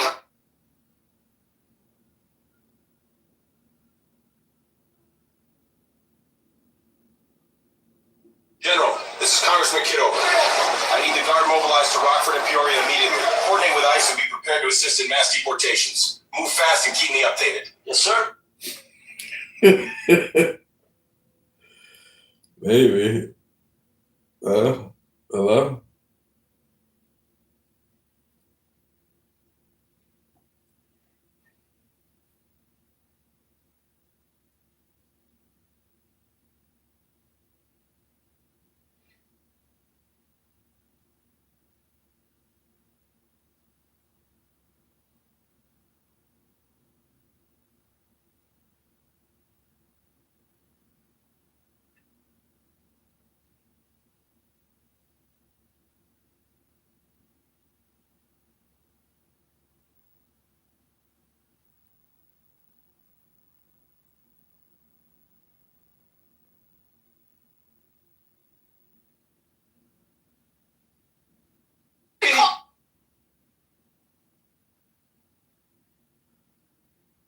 Even 1%, I'm buying.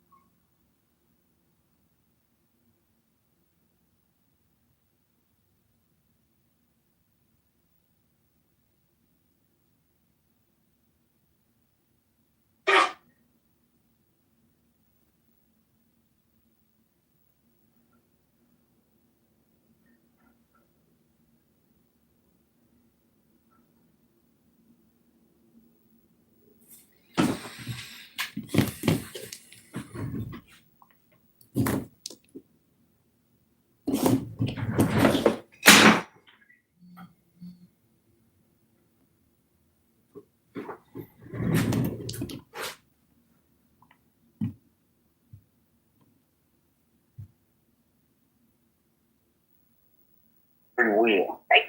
You say it's Time to send a message. When you go to or if they are, they might be then go to the closer is. There's theft involved. There's what? Theft. Time to send a message. When you go to You are stealing electricity. Oh no, I have. No, that's your assumption. Again, I have full permission. This is a public thing, and it's backed up by massive solar panels right here that they get the energy for free anyway. And so this has already been discussed. Solar panels, John. This has already been discussed. You can talk about socialism or whatever you want, but the bottom line is, irrespective of what you think about it, I've already had permission from the authoritative figures. So I don't know why you think I would believe you with your history of lying. well, I don't really care. It was the case also that a cop. We believe you, even though you have a history of being a whore. It was the case, Jane, that P. Mars, if you could keep that down, please. But it was the case, Jane. Yeah, keep that down, please, P. Mars. P. Mars is really fucking facts. It was a different outlet, and it was the case that the cop, not the cop, it wasn't a cop, it was a different city worker. No, take it back. It was a cop. He got his vehicle and stopped abruptly, rushed it, oh, I got you red-handed kind of thing, right? And I asked him, did somebody report you or something? He goes, no, I just saw you doing this or something. And then I said, I have permission from the people at the gymnasium over here. Did you know that? And he was like, no, but I'm gonna get the whatever to close that up or something. He was really upset. He thought he was catching somebody. He was almost Barney Fife-ish, right? And anyway, this is not a problem. These are public outlets. In fact, when I travel, sometimes they have parks that have like 20, 30 outlets, and they're all backed by the solar panel, and it's to promote renewable energy, and they want to offer to the public these things. Now, this particular city is like that. Every single park has an outlet. You will never find that in other LA counties because you have homeless people charging their cell phones, just whatever, cooking utensils, all this stuff. This area is a kind of a nice area to where they don't have that element. And so, yeah, these outlets, at least in this city, not others, I don't speak for other cities, this is not a problem. But anyway, hope that settles that. John, interesting. Are you guys going to apologize? Apologize for what? Oh, because you guys use the N-word and like this is like I know a lot of African Americans who are the fuck out of here. It's sad, right? Like you should see my video on YouTube about this African spear chucker that I made. It's fucking hilarious. Yeah, hey, I try to warn you, dude. But anyway, so I'm on the road right now. What time is it? 9:17. So, see, I think it only took like 4 or 5 N-words for him to get moved down. You know? Can't you feel the Christian love here? Yeah, John. So, John, come on. No, go ahead. What's up, Patrick? But I know you're into this missionary work, right? Evangelism. And you don't want to like use these words or these racist terms that have a lot of. No, I don't. Just because I'm not averse to them doesn't mean other people aren't, and I certainly don't want to be have a room where people are offended left and right. Yeah, like Now, but if it is the case of about something about Christ, about something about the gospel, that people are offended, well, that.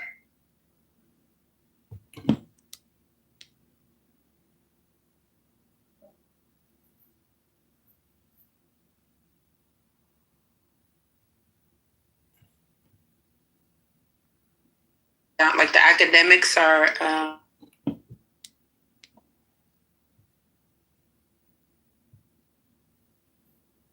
Gen Z people say you have to be well versed in internet meme culture, and what he describes as meme culture is not even what millennials think memes originally are. So it's like he's saying like the way that they mostly make their jokes is about fucking shit from the internet.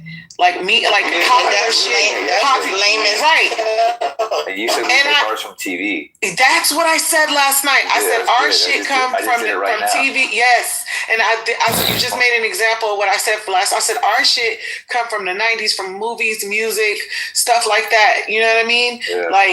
But he expects us to understand every meme that he ever seen on the internet and to understand every reference from every fucking meme he's seen on the internet so he can joke and we can understand his jokes. And that's just fucking ridiculous. And so we kind of got into a generational, war. He is funny though. Yeah, he's funny. You have to get the Matrix. Incan, do you know what a brick phone is? Or what do you like? Yeah, I know what a brick phone is. It's like one of those Nokias, those fucking like chuck it at somebody, catch a Nokia is not a brick. That's what a brick phone for us is? No, it's not. You don't. No. That's a whole different generation, Incan. He's 20 years too late. That's 20 years later, bro. Okay, so I posted something. Right now, Zach Moore's cell phone. Okay. I'm Google it right now. And then tell me because I do like gold media. Like, Incan, do you know back in the days they had suitcases for your phone? What the fuck is that, dude? This dude has a bent paper towel around his face, bro. What the fuck is that? Holy shit, bro. Okay, yeah. I didn't know that was like that old. Holy shit. Zach Moore's phone. Yeah, it was like Motorola, I think, and then they had them in the cars first, right? Here is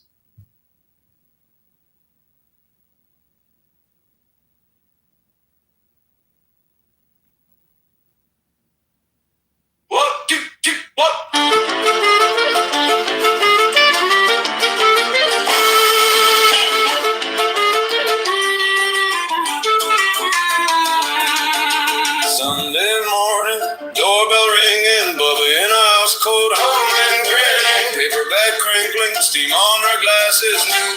Eat something you grow, it passes. I got a really good everything bagel. From the handle of my cradle, poppy seed prayers, sesame grace, all of our stories in every taste. I got a really good everything bagel. It feels like I'm sitting at her table. Every little crumb, every little bite makes the whole world feel alright.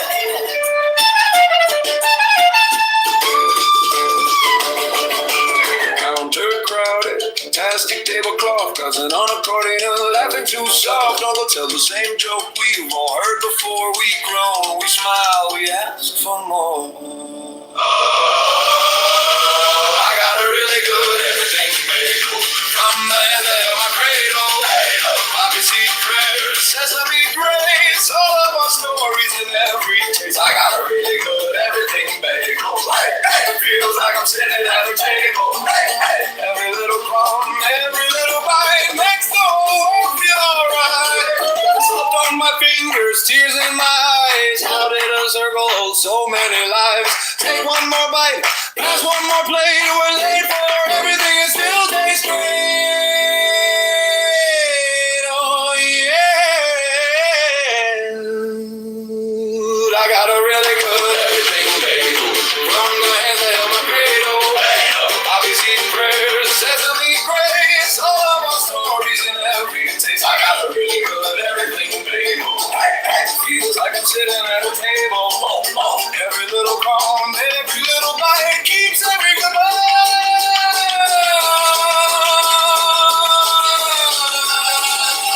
Feeling like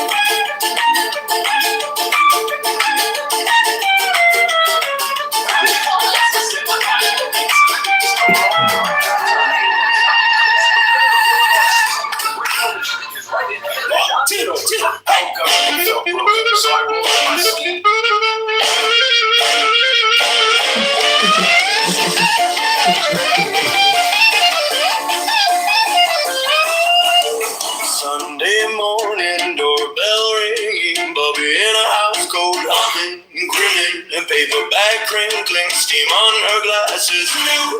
Eat something you grow. I got everything bagel from the hands that held my cradle. Policy grace, sesame grace, all the stories and every taste. I got everything bagel. You send to the table. Every little crumb, every little bite makes the whole world feel alright.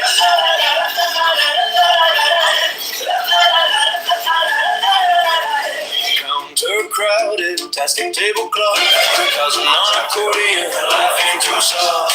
Uncle tells the same joke we've all heard before. We smile, we ask for more. I got a really good bagel from the head of my cradle. Sesame grace, all of our stories and every taste. I got a really good bagel. Hey, you sit at the table. Every little crumb, every little bite makes the whole world feel alright.